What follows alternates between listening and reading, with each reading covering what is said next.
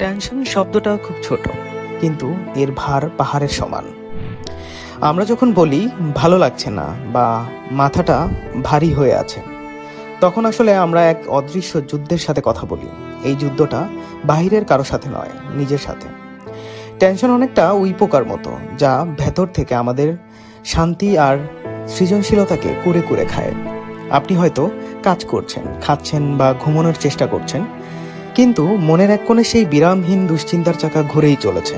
কেন হয় এই টেনশন? কখনো এটা ভবিষ্যতের ভয়, যদি আমি সফল না হই।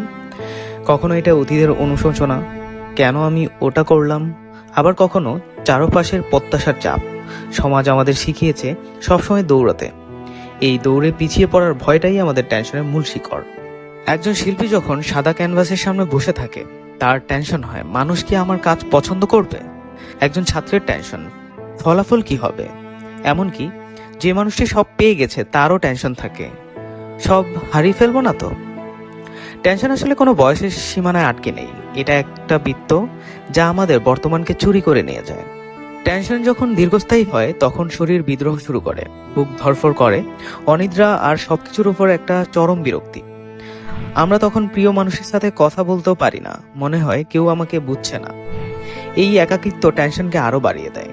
কিন্তু সত্যটা হলো, আপনি যা অনুভব করছেন, আপনার মতো আরো লক্ষ লক্ষ মানুষ ঠিক একই টেনশনের মধ্য দিয়ে যাচ্ছে। আপনি একা নন।